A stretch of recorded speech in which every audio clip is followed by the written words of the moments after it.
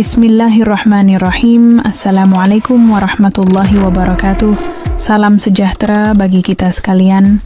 Shalom, Om Swastiastu, Namo Buddhaya, salam kebajikan. Halo teman-teman semua, terima kasih telah mampir di channel Cerita Nashwa. Kamu akan dibawa menyusuri kisah-kisah seru, misterius, dan penuh makna. Kalau kamu suka cerita yang bikin penasaran dan hati bergetar, jangan lupa klik tombol subscribe. Mari kita mulai ceritanya. Malam itu sangat sunyi. Suamiku tertidur di sofa karena terlalu lelah. Aku masih duduk di ruang garasi, tempat kami menyimpan motor-motor jualan. Entah kenapa, rasanya seperti ada yang belum selesai, seperti ada yang belum pergi. Lampu gantung di tengah ruangan tiba-tiba bergoyang pelan, walau pintu dan jendela semua tertutup. Angin dari mana? Lalu aku mendengar suara tawa perempuan, pelan, melengking, tapi datar. Perlahan aku berdiri. Aku menoleh ke motor bekas warna hitam yang baru kami beli 3 hari lalu. Joknya terbuka. Ada helaian rambut panjang menggantung di situ. Seketika lampu padam. Dalam gelap, hanya cahaya dari luar jendela yang masuk sedikit. Mataku terbiasa dengan gelap, dan disitulah aku melihatnya. Seorang perempuan berdiri di atas jok motor itu. Tubuhnya membungkuk, rambutnya menutupi seluruh wajah. Gaunnya panjang menyapu stang motor. Dia tidak bergerak, tidak menoleh, hanya berdiri. Tapi aku tahu, dia sedang menatapku. Lututku lemas, ingin lari, tapi kakiku seperti menempel ke lantai. Dan saat aku berusaha berteriak, suaraku tak keluar. Tiba-tiba, dia menghilang. Dan saat lampu kembali menyala, semua motor di ruangan itu berubah posisi, seolah telah berpindah sendiri. Hidup kami mungkin terlihat biasa saja bagi orang lain. Rumah tipe 36 di pinggiran kota, 2 kamar, dapur kecil, dan garasi yang kami ubah menjadi tempat usaha. Tapi bagi kami, inilah hasil kerja keras bertahun-tahun. Tempat yang kami sebut rumah, dan harapan yang kami sebut masa depan. Usaha kami jual beli motor bekas. Awalnya hanya 1-2 motor yang kami titipkan di platform daring. Lama-lama, pembeli mulai datang langsung ke rumah. Mereka suka karena jujur, apa adanya, dan harganya masuk akal. Suamiku yang menangani mesin dan perawatan, sementara aku urus pembukuan dan pembeli yang datang. Setiap pagi, suara motor keluar masuk garasi jadi hal biasa. Ada yang datang cuma tanya-tanya, ada yang langsung cocok dan membawa pulang motor idamannya. Senangnya bukan main kalau motor laku, bukan soal uangnya, tapi ada kepuasan sendiri melihat barang yang kami rawat laku dengan cara baik. Anak kami, Andra, juga tampak senang. Ia sering duduk di ambang pintu, menonton motor-motor itu datang dan pergi, sambil makan biskuit. Kadang, dia pura-pura ikut jualan, menyapa pembeli dengan celoteh lucunya. Kami tidak kaya, tapi kami cukup. Dan yang lebih penting, kami merasa aman. Tidak ada yang aneh, tidak ada yang mengganggu. Rumah kami adalah tempat kami bekerja, berdoa, dan tertawa bersama. Tapi seperti kata orang tua dulu, jangan terlalu sering cerita soal kebahagiaan. Kadang, telinga yang mendengar tidak semuanya turut senang, dan tanpa kami sadari, sesuatu mulai masuk ke dalam rumah ini, bukan lewat pintu, bukan lewat jendela, tapi lewat niat buruk yang tak kami lihat datang. Malam itu sebenarnya tak ada yang istimewa. Hari berjalan seperti biasa. Suamiku sibuk membersihkan motor yang baru datang, aku merapikan nota pembukuan di kamar, Andra sudah tertidur lebih awal karena kelelahan bermain. Jam di dinding menunjukkan hampir pukul 11 malam saat aku selesai mematikan lampu ruang garasi. Aku sempat berdiri sejenak di ambang pintu, memandangi motor-motor yang tersusun rapi. Hening, tenang.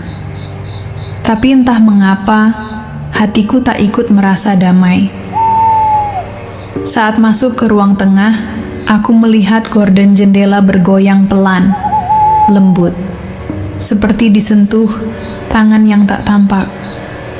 Aku langsung melihat ke jendela, tertutup rapat. Tak ada celah, tak ada angin. Aku menoleh ke kipas angin, tapi itu pun sudah sejak tadi dimatikan. Aku diam di tempat, mendengarkan. Tak ada suara, tapi entah kenapa, perasaan ini seperti ada sesuatu yang ikut berdiri bersamaku di ruangan itu. Bukan manusia, bukan binatang, tapi kehadiran yang tidak bisa dijelaskan oleh logika. Perlahan aku melangkah ke kamar, berusaha tak berpikir macam-macam. Tapi saat melewati ruang makan, kursi kayu di ujung meja bergeser sedikit. Suara gesekan kaki kayu dengan lantai keramik terdengar jelas di keheningan malam. Aku berhenti. Mataku langsung tertuju ke arah meja. Tidak ada siapa-siapa. Kursinya pun seperti biasa. Tapi aku yakin, tadi suara itu nyata. Aku melanjutkan langkah cepat menuju kamar. Tak berani menoleh lagi. Sebelum tidur, aku sempat membangunkan suamiku yang ketiduran di ruang tamu. Saat ia masuk kamar dan menutup pintu, aku bertanya pelan, "Kamu ngerasa rumah ini beda malam ini?" Ia hanya mengangkat alis, lalu tersenyum lelah. "Mungkin kamu kecapekan, udah tidur aja." Mungkin benar, mungkin hanya capek. Tapi saat aku memejamkan mata malam itu, rasa diawasi itu tak pergi. Seolah ada sepasang mata dari balik tirai yang terus memandangi kami. Diam-diam, pagi itu matahari baru saja naik. Udara masih segar dan aku membuka pintu depan seperti biasa untuk menyapu teras. Suamiku sedang memanaskan motor dan Andra belum bangun. Tapi langkahku terhenti begitu saja saat melihat sesuatu di lantai keramik teras. Helaian rambut, panjang, menghitam, kusut dan tebal. Awalnya kupikir itu rambutku sendiri. Aku memang berambut, panjang, dan kadang suka rontok saat menyisir. Tapi ini berbeda. Terlalu banyak, terlalu kasar. Seperti bukan rambut manusia yang sehat. Aku jongkok, memperhatikannya. Beberapa helai terpilin, seperti tergulung angin, tapi tetap di tempat yang sama, tepat di depan pintu, seolah diletakkan dengan sengaja. Aku ragu memegangnya. Ada sesuatu dalam naluriku yang menolak untuk menyentuhnya langsung. Jadi aku ambil, sapu dan mendorong rambut itu ke pojokan halaman. Sambil menyapu, mataku melirik ke kanan dan kiri. Tidak ada siapa-siapa. Pagar masih tertutup. Kami tidak punya kucing, dan tidak ada orang yang masuk ke halaman rumah. Lagi pula, dari mana datangnya rambut sebanyak ini? Saat sarapan, aku menyebutnya pada suamiku, setengah bercanda. Ada rambut panjang di teras tadi pagi. Banyak banget. Mungkin kuntilanak nyisir depan rumah kita semalam, kataku sambil tertawa kecil. Tapi suamiku hanya menatapku sebentar, lalu berkata datar, "Jangan sembarangan ngomong kayak gitu." Nada bicaranya agak berbeda, seolah ia juga merasakan sesuatu, tapi memilih untuk tidak membahasnya. Sejak itu, aku mulai menyapu lebih pagi. Setiap hari kulihat teras dengan teliti, tapi rambut itu tidak pernah muncul lagi. Hanya saja, setiap pagi udara di teras selalu dingin, lebih dingin dari tempat lain di rumah ini. Dan perasaan itu kembali, seperti ada yang sedang berdiri di sana, menungguku membuka pintu. Awalnya aku mengira ini cuman kebetulan. Mungkin pembeli memang sibuk atau berubah pikiran. Tapi ketika 3 calon pembeli batal datang di hari yang sama, aku mulai merasa ada yang janggal. Padahal motor-motor kami dalam kondisi prima. Harga kami lebih bersaing dari showroom manapun di sekitar sini. Beberapa motor bahkan baru saja selesai diservis dan tampil seperti baru. Tapi entah kenapa, yang datang hanya sedikit. Dan yang mengabari batal, jumlahnya makin banyak. Aduh, maaf Bu. Tiba-tiba badan saya nggak enak, merinding dari pagi. Tulis salah satu pesan dari calon pembeli. Yang lain bilang, saya udah sampai di sekitar komplek Bu. Tapi entah kenapa, saya mutar-mutar terus, ngerasa kayak nggak enak aja. Jadi saya pulang. Suamiku sempat memeriksa peta lokasi online. Mungkin ada kesalahan titik, tapi semuanya benar. Alamat jelas. Lokasi mudah dicari. Anehnya, pembeli yang dulu pernah datang dan sempat ingin kembali juga membatalkan janji. Mereka berkata hal yang sama, merasa aneh, merinding, tidak nyaman. Bahkan sebelum mereka benar-benar sampai, hari demi hari garasi makin sepi. Motor-motor yang biasanya keluar masuk kini hanya berbaris diam, seolah ikut merasakan bahwa sesuatu sedang berubah. Aku duduk lama di meja catatan, menatap daftar janji yang gagal.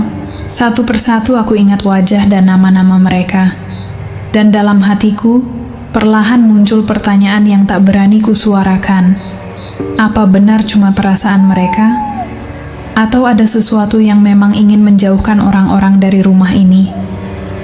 Biasanya, suamiku termasuk orang yang mudah terlelap. Ia bisa tidur di mana saja. Di sofa, di lantai, bahkan di bangku garasi sambil menunggu pembeli. Tapi sejak beberapa minggu terakhir, ia mulai berubah. Ia jadi sering terjaga sampai tengah malam. Kadang duduk di ruang tamu, kadang mondar-mandir ke dapur tanpa tujuan.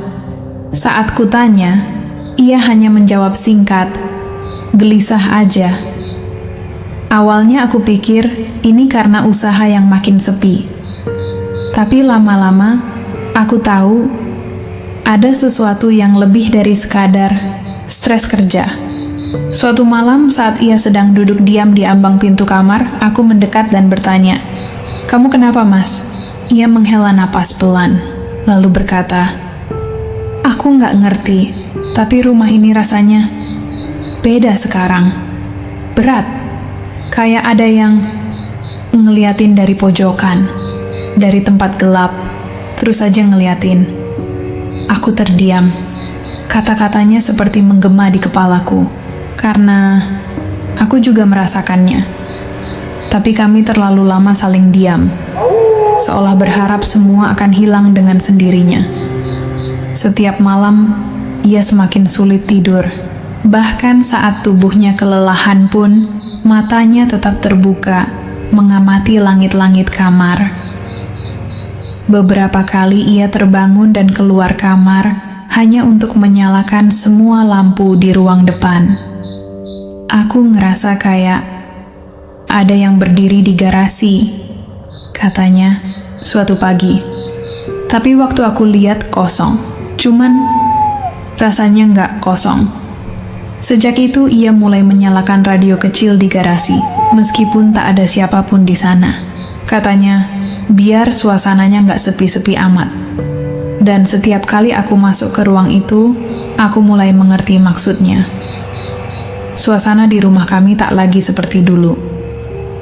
Bukan sekadar sunyi, tapi seperti ada yang bersembunyi di dalamnya.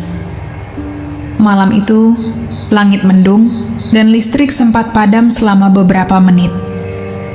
Rumah kami sunyi dalam gelap, hanya diterangi cahaya temaram dari lampu emergensi yang kami gantungkan di ruang tengah.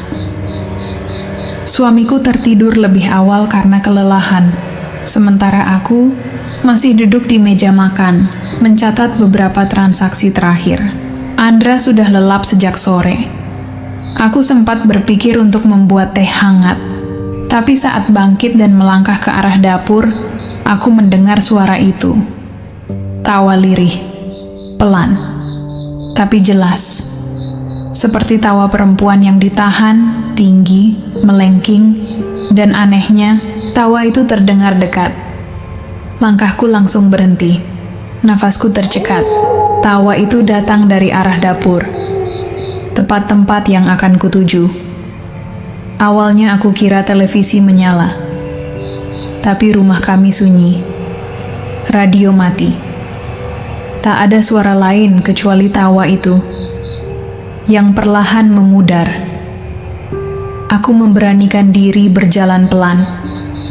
Setiap langkah terasa berat. Jantungku berdetak cepat. Tapi saat sampai di dapur, tak ada siapapun.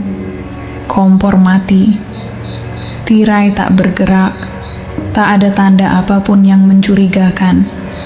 Tapi hawa di sana berbeda. Dingin. Seperti masuk ke ruangan lain yang tak seharusnya ada di rumah kami.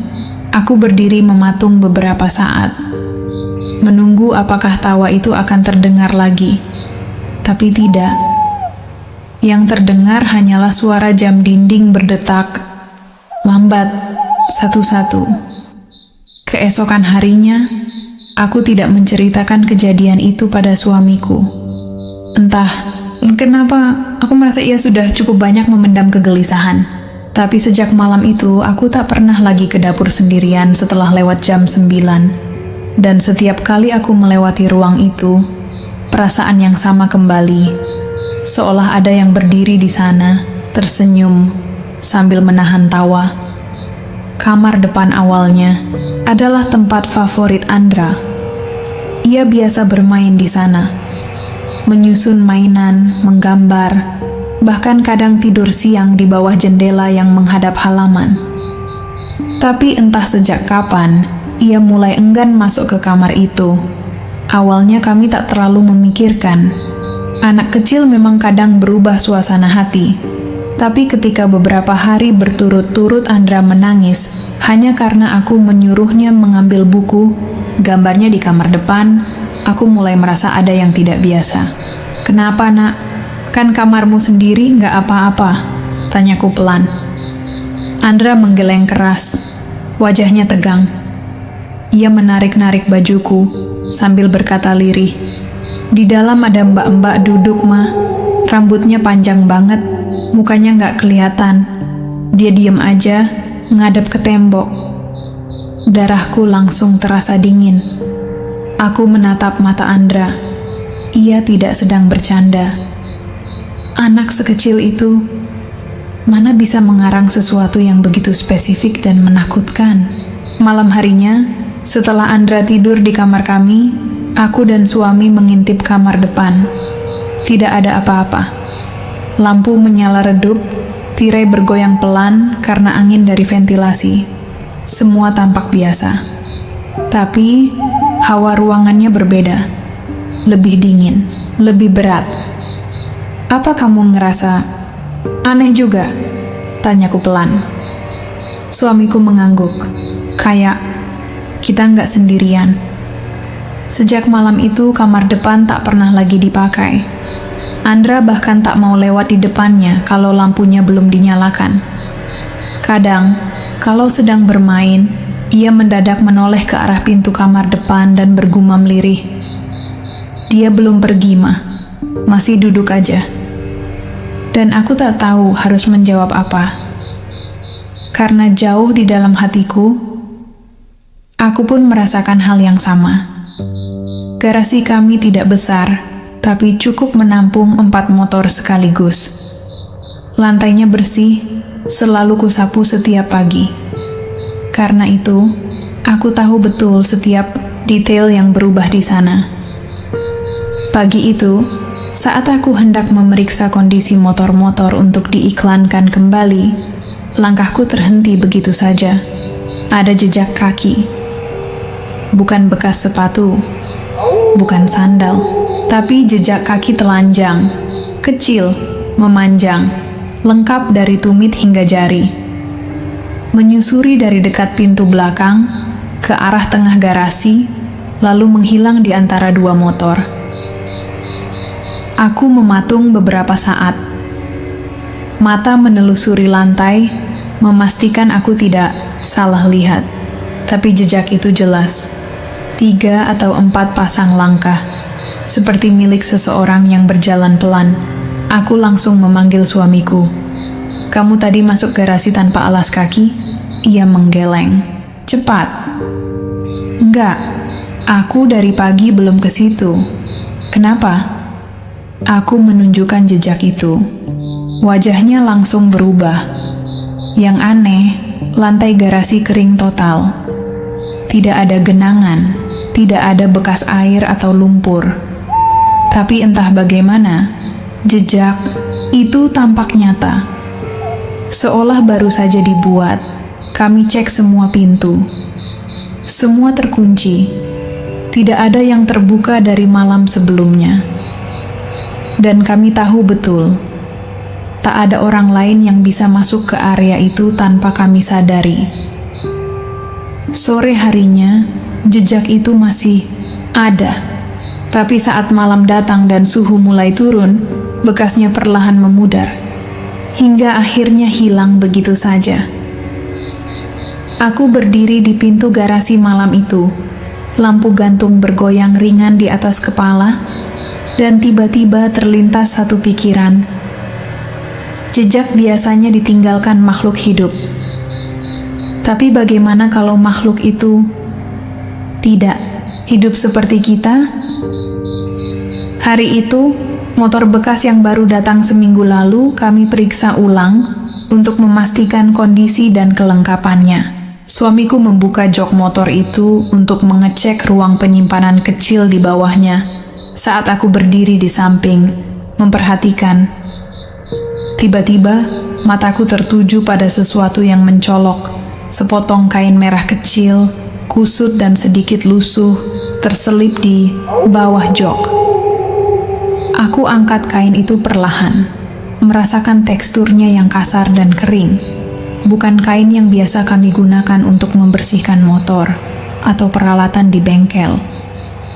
Warnanya juga mencolok, tidak seperti kain lap biasa yang biasanya berwarna, netral atau pudar. "Apa ini?" tanyaku sambil menunjukkannya pada suamiku. Ia mengambil kain itu, mengernyitkan dahi. "Bukan milik kita, dan motor ini baru seminggu di sini. Seharusnya sudah dicek semua waktu datang." Kami saling bertukar pandang.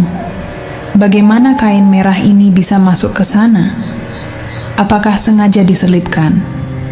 Aku teringat cerita-cerita tentang benda-benda berwarna merah yang dipercaya dapat menangkal hal-hal gaib.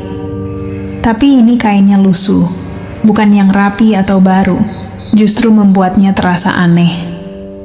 Suamiku meletakkan kain itu di atas meja, lalu berkata, "Mungkin cuman iseng orang yang kirim motor ini, atau bisa jadi sesuatu yang lain."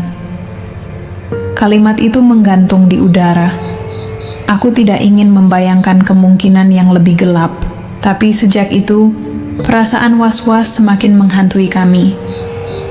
Motor yang semula membawa harapan baru untuk usaha, kini jadi saksi bisu dari sesuatu yang tak kami mengerti sepenuhnya. Dulu, rumah kami selalu ramai saat akhir pekan. Saudara-saudara datang, silih berganti, membawa cerita, tawa, dan kadang juga makanan untuk kami. Suasana hangat itu kini mulai pudar. Beberapa minggu terakhir, tamu yang biasa datang mendadak menghilang tanpa kabar. Panggilan telepon yang dulu riuh kini hanya dijawab dengan singkat atau bahkan tidak diangkat sama sekali. Kami tak tahu alasan pasti mereka menghindar, Tidak ada pertengkaran, tidak ada kata-kata kasar. Hanya sebuah jarak yang makin melebar tanpa pernah dijelaskan. Hanya satu yang sesekali masih datang, itu pun hanya istri adik iparku, seorang perempuan dengan wajah manis dan senyum yang selalu tampak tersimpan rahasia. Ia sering datang membawa sedikit makanan atau sekadar menyapa, tapi aku merasa ada sesuatu yang berbeda. Matanya tajam, seolah mengawasi setiap langkah kami, setiap pembicaraan soal usaha dan rumah. Beberapa kali, ketika aku berbicara tentang perkembangan usaha motor kami, ia pernah menyelipkan komentar, "Beruntung banget ya kak, semoga terus lancar." Nada suaranya tidak seperti ucapan biasa. Ada sesuatu yang sulit aku mengerti di balik kata-katanya. Aku mulai merasa ragu. Apakah jarak yang dibuat oleh saudara kami adalah kebetulan? Atau ada sesuatu yang lebih dari itu, sesuatu yang kami sendiri belum bisa pahami. Rumah yang dulu penuh kehangatan kini berubah menjadi tempat yang sepi, dengan bisikan-bisikan kecil yang tak terlihat tapi selalu terasa. Setelah malam demi malam gangguan makin menjadi-jadi, kami memutuskan untuk memanggil seorang ustaz yang kami percaya. Kami berharap beliau bisa memberikan ketenangan dan penjelasan atas apa yang kami alami. Ustaz datang dengan membawa tas kecil berisi alat-alat ruqyah dan kitab doa. Ia berkeliling rumah, membaca ayat-ayat suci dengan suara lembut tapi tegas. Suasana yang sebelumnya terasa berat perlahan mulai berubah, tapi ketegangan belum benar-benar hilang. Setelah beberapa saat, Ustaz berhenti di tengah ruang tamu dan menatap kami serius. "Ini bukan gangguan biasa," katanya pelan. "Ada kiriman, Uma dan sosoknya perempuan." Kami saling berpandangan, penasaran dan sekaligus takut. "Kiriman? Dari siapa?" tanyaku. Ustaz menghela napas, lalu menjelaskan. "Sosok ini marah, dendam, karena dengki. Ia ingin merusak hidup kalian lewat energi yang ia kirimkan. Tidak mudah dilihat, tapi kehadirannya nyata. Aku dan suamiku hanya bisa terdiam, meresapi kata-katanya. Kalau kalian merasa ada hal-hal yang ganjil terus-menerus, itu karena rumah ini sedang diisi oleh energi yang tak baik. Namun, dengan doa dan keteguhan hati, kalian bisa melawan dan membersihkannya." Mendengar itu, kami merasa sedikit lega, tapi juga sadar bahwa perjuangan kami belum selesai. Setelah Ustaz selesai berdoa dan melakukan beberapa ritual, rumah terasa lebih ringan. Tapi kami tahu, sosok perempuan yang marah itu masih ada, mengintai dari balik bayang-bayang. Malam itu aku sedang menyisir rambut di depan cermin kamar. Suasana tenang, hanya suara sisir yang beradu dengan helai rambutku yang panjang.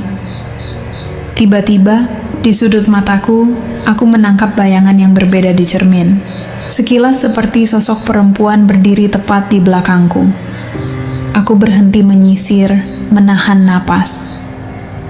Di cermin itu tampak sosok perempuan dengan rambut panjang yang menutupi wajahnya. Rambut itu hitam dan lebat, menyembunyikan seluruh raut wajahnya. Aku berbalik perlahan dengan harapan tidak akan ada apa-apa.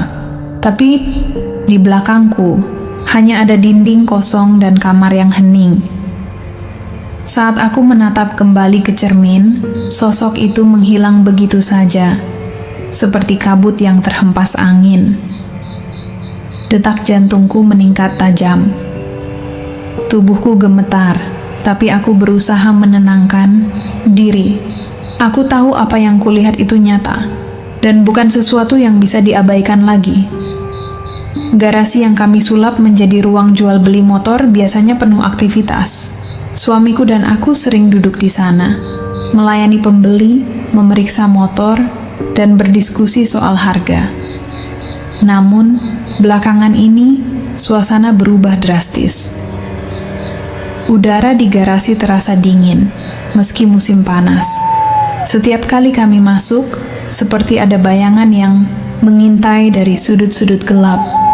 Lampu neon kadang berkedip tanpa sebab, membuat kami makin waspada. Yang paling membuat kami kesal adalah kunci motor yang sering hilang. Awalnya kami pikir karena lupa meletakkan, tapi setelah mencari berjam-jam, kunci itu selalu ditemukan di tempat yang aneh. Sekali, kunci motor yang kami letakkan di meja tiba-tiba ditemukan terselip di bawah jok motor yang berbeda. Kali lain, kami menemukannya tergantung di ranting pohon kecil yang tumbuh di sudut garasi, padahal garasi itu tertutup rapat. Suamiku mulai merasa tidak nyaman berada di sana. Ia sering mengeluh. Rasanya seperti dia sedang bermain dengan kita. Aku juga merasakan hal yang sama. Setiap kali kami mencoba mengatur ulang motor untuk foto atau transaksi, perasaan berat dan tegang muncul begitu saja. Kami tahu sesuatu yang tidak terlihat tapi nyata sedang mengganggu usaha kami. Hari-hari berlalu dengan beban yang semakin berat, gangguan yang tak terlihat tapi selalu terasa membuat kami lelah, fisik maupun mental. Suamiku mulai sering mengeluh, wajahnya tampak letih, dan matanya sembab oleh kurang tidur. Satu malam, saat kami duduk berdua di ruang tamu yang sunyi, ia menarik napas panjang dan berkata lirih, "Kalau ini memang cara mereka untuk menghentikan kita, mungkin lebih baik kita berhenti saja. Tutup usaha, cari yang lain." Aku terdiam. Kata-kata itu menusuk hati. Aku tahu bukan mudah baginya mengucapkan itu, karena usaha ini adalah harapan kami. Namun, aku juga merasakan kelelahan yang sama. Setiap kali kami berusaha bangkit, sesuatu selalu menyeret kami kembali ke bawah. Tapi aku menolak menyerah begitu saja. Aku tahu ada sesuatu yang harus kami lakukan. Sesuatu yang lebih dari sekadar berjuang melawan pasar atau persaingan. Ini tentang melawan bayangan yang mengintai di balik kehidupan kami. Aku menatap suamiku, mencoba menguatkan diri. Kita belum selesai. Kita harus cari cara lain. Ini bukan akhir. Suamiku mengangguk pelan, tapi aku tahu pikirannya masih berat. Malam itu, kami berdua tidur dengan pikiran yang bercampur antara harapan dan ketakutan. Suatu sore yang panas, seorang pelanggan lama datang ke tempat kami. Ia sudah sering membeli motor di sini dan selalu ramah saat berbincang. Kami duduk sejenak di bangku kayu depan garasi sambil menunggu motor yang sedang diperiksa. Ia menatapku dengan tatapan serius, lalu bertanya, "Pernah ada yang iri sama kalian? Kadang, orang terdekatlah yang paling sulit melihat kita senang." Aku terkejut mendengar kata-katanya. Sepintas terdengar seperti nasihat biasa, tapi aku tahu ada makna yang lebih dalam. Aku diam, mencoba mencerna maksudnya. Iri? Maksudnya dari keluarga sendiri? Tanyaku pelan. Ia mengangguk pelan. Ya, kadang saat kita mulai berhasil ada yang tidak suka. Mereka diam-diam mengirimkan energi negatif, entah dengan cara yang kita tidak tahu. Itu yang membuat suasana jadi tidak nyaman, bahkan di rumah sendiri. Aku menunduk, teringat semua kejadian aneh yang menimpa kami. Pelanggan itu melanjutkan, "Kalau memang ada yang seperti itu, jangan terlalu sering cerita soal keberhasilan kalian. Simpan saja, biarkan doa dan usaha yang berbicara." Kata-kata itu terasa menusuk hati. Aku mulai merasakan bahwa masalah kami mungkin lebih dari sekadar gangguan biasa. Aku dan suamiku saling bertukar pandang. Mungkin sudah saatnya kami lebih waspada, bukan hanya pada yang kasat mata, tapi juga pada orang-orang terdekat yang tak terduga. Setelah peringatan dari pelanggan lama itu, aku mulai menaruh perhatian lebih pada orang-orang di sekitar kami. Ada satu sosok yang terus terngiang di pikiranku, istri adik ipar. Dia selalu datang dengan senyum manis yang tampak ramah. Namun, ada sesuatu di balik matanya yang berbeda, tajam, penuh perhitungan, dan kadang membuatku merasa tidak nyaman. Setiap kali aku bercerita tentang usaha jual beli motor kami, pandangannya seperti menusuk ke dalam. Aku tahu dia mendengar setiap kata, tapi ada sesuatu yang membuatku merinding. Suatu ketika, saat kami duduk bersama di ruang tamu, ia berbisik lirih. "Enak banget ya, Kak. Nggak perlu kerja kantoran, santai saja." Nada suaranya seolah penuh iri, tapi terselubung dalam kepolosan. Aku menatapnya dengan hati-hati, merasa ada maksud yang tersembunyi di balik kata-kata itu. Kenapa dia begitu perhatian tapi juga tampak dingin? Aku mulai bertanya-tanya, apakah ada kaitan antara sikapnya dan segala gangguan yang kami alami akhir-akhir ini? Kecurigaanku semakin kuat. Aku tahu, kadang ancaman terbesar bukan datang dari yang jauh, tapi dari yang paling dekat. Ketika Ustaz mulai membaca doa ruqyah di ruang tamu, suasana menjadi sangat hening. Suara ayat suci mengalun lembut, menembus setiap sudut rumah yang selama ini terasa berat. Ustaz meneteskan air doa ke beberapa sudut, termasuk ke arah motor-motor yang kami jual. Kami menyaksikan dengan harap dan ketegangan. Tiba-tiba, di permukaan air yang berkilau itu, tampak sebuah bayangan samar. Sosok perempuan dengan rambut panjang, basah, menutupi wajahnya, seolah baru keluar dari air. Kami terpaku. Bayangan itu begitu jelas dan entah mengapa, kami merasa sangat mengenalnya. Suamiku menelan ludah, kemudian berkata dengan suara bergetar, "Aku yakin itu dia." Aku menunduk, mencoba menahan rasa takut dan getir yang merayap di hati. Ustaz pun menghentikan doa sejenak, memandang kami dengan mata penuh pengertian. Ini bukan sekadar gangguan. Ada dendam lama yang dikirimkan lewat energi ini. Kalian harus kuat dan bersatu agar bisa mengusirnya. Air doa itu seolah menjadi cermin dari masa lalu yang belum selesai. Bayangan rambut basah itu bukan hanya hantu biasa. Ia membawa pesan dari sesuatu yang lebih dalam dan rumit. Kami tahu perjuangan kami belum selesai, tapi untuk pertama kalinya kami merasa mendapatkan petunjuk nyata. Setelah kami menyadari bahwa gangguan itu mungkin datang dari orang yang dekat dengan kami memutuskan untuk tidak langsung menghadapi atau menuduh siapapun secara terbuka. Kami memilih menjaga jarak, diam tapi waspada. Saat istri adik ipar datang seperti biasa, kami menyambutnya dengan sopan, tapi tanpa terlalu banyak bicara. Kami menghindari pembicaraan tentang usaha atau hal-hal pribadi yang biasanya memicu suasana menjadi tidak nyaman. Hari-hari berlalu, dan aku melihat perubahan pada dirinya. Senyumnya mulai pudar. Matanya tak lagi bersinar seperti dulu. Ada kegelisahan yang jelas terpancar, seperti beban yang berat menghimpit hatinya. Ia datang lebih jarang, hingga suatu saat ia berhenti datang sama sekali. Kami tidak pernah menanyakan alasannya. Kami tahu, menjaga jarak tanpa kata-kata kadang lebih efektif daripada konfrontasi yang bisa memperkeruh suasana.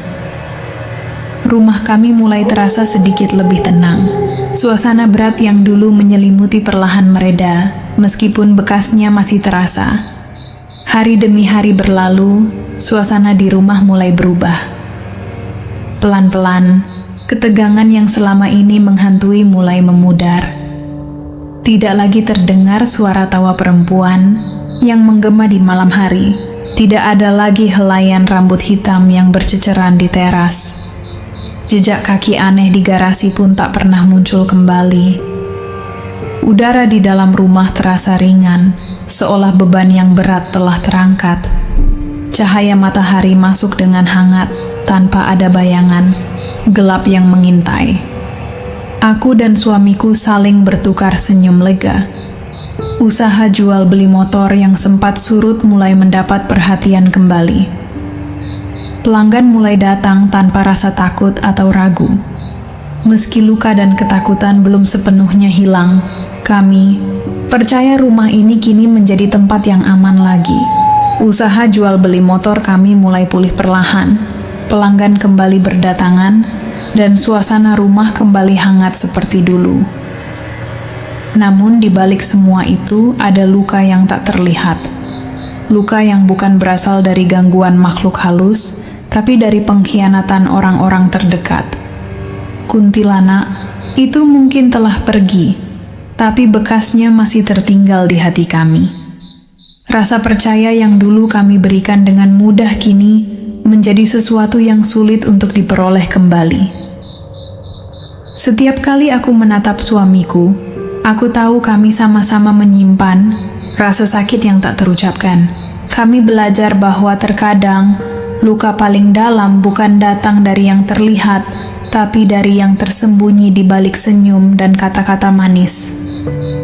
Kami berjanji untuk tetap kuat, menjaga usaha dan keluarga dengan hati yang lebih waspada dan penuh kasih. Meski perjalanan ini berat, kami yakin waktu akan membantu menyembuhkan luka itu, perlahan tapi pasti. Terima kasih sudah mendengarkan cerita Pocong di Rumah Kami, kiriman dari keluarga sendiri, versi kuntilanak ini hingga akhir. Semoga kisah ini bisa jadi pengingat bagi kita semua, bahwa kadang ancaman terbesar datang bukan hanya dari yang tak terlihat, tapi juga dari orang-orang terdekat yang mungkin tanpa kita sadari, membawa energi negatif.